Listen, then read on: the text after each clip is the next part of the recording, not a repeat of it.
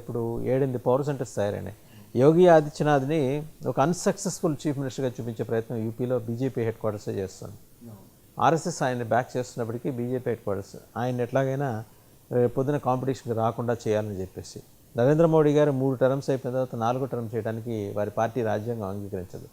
అమిత్ షా గారు health grounds ఇచ్చి ఆయన యాక్సెప్ట్ చేయకపోవచ్చు. ఇంకా బెస్ట్ పాసిబుల్ పిఎం క్యాండిడేట్స్ ఎవరున్నారు? నాకు తెలిసి యోగి ఆదిత్య గారికి ఉంటుందండి. ఎందుకంటే జాతక రీత్యా నేను చూసినట్టే. పోతే ఇక్కడ నెక్స్ట్ ఎలక్షన్ నాటికి ఏంటంటే మీకు ఇప్పుడు నేను అన్నాను కదా, అన్ని మతాలు ఇతర కమ్యూనిటీస్ నాకు తెలిసినంత కాంగ్రెస్ టైం ఉంది. ఓకే, అక్కడ నుంచి ఒక 10 years కాంగ్రెస్ ఉంటుంది. 10 ఏళ్ల పాటు నాకు తెలిసి బీజేపీలో ఊహించిన సంఘటనలు అన్నీ కూడా, అంటే హ్యాండిల్ చేయలేని విషయాలన్నీ కూడా ఈ ఆగస్ట్, నేను ఈరోజు 24 ఇక్కడ నుంచి నేను లాస్ట్ టైమే చెప్పాను, ఈ డేట్ నుంచి మొదలవుద్ది, హ్యాండిల్ చేయలేని విషయాలు జరుగుతాయి. అది ఇలాగా 1.5 year లోపే జరుగుతాయి. అవి నెక్స్ట్ ఎలక్షన్ మీద తీవ్రమైన ప్రభావాన్ని అయితే చూపిస్తాయి. ఎందుకంటే నేను రీసెంట్గా ఒక ఇష్యూ రైజ్ చేయడం చూశాను పార్లమెంట్లో. ఇన్నాళ్ళలో బ్లాక్ మనీ తెస్తామని అనౌన్స్ చేసి ఆ టాపిక్ని డైవర్ట్ చేస్తూ ఎందుకు వెళ్తుంది మీ పార్టీ అని అడిగారు. ఇప్పుడు అలాంటివి ఇప్పుడు రైజ్ అవుతాయి, ఇంతకుముందు రైజ్ అవ్వలే, ఇప్పుడు అవుతాయి. మోడీ గారు, అమిత్ షా గారు కూడా కామాఖ్య ప్రతి ఏడాది సందర్శిస్తారు. వారు కూడా విశేష పూజలు అక్కడ నిర్వహించుకుంటారు. అంటే పంచబలులు ఏవో జరుగుతాయట కదా అక్కడ, మత్స్య బలి, అలాగే ఈ కోడి, మేక.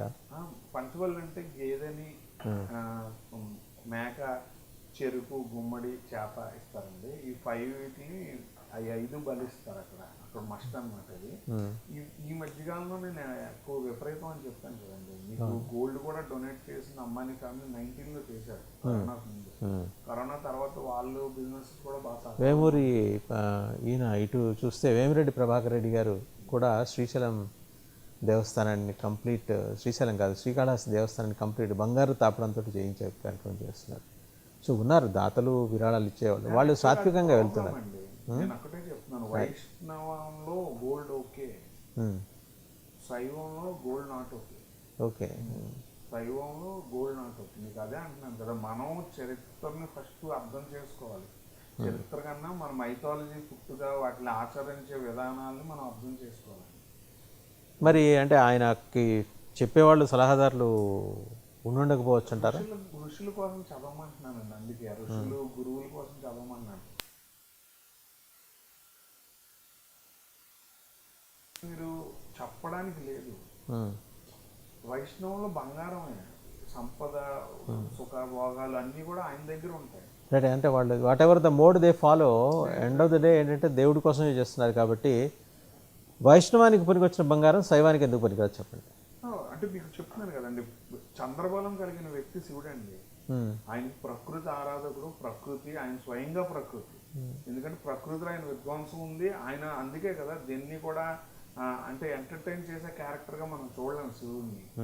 ఇప్పుడు ఆయన అంటే వైష్ణవులు ఏంటంటే 7 ద్వారాల్లోని కూడా ప్రాక్టీసెస్, అంటే మనం ఆ ప్రాక్టీసెస్ గమనించినట్టయితే gold, ornaments, positive energy. Gold అంటే రవిని, గురువుని ఇండికేట్ చేస్తుంది. శివుడికి గురువు ఎవరు?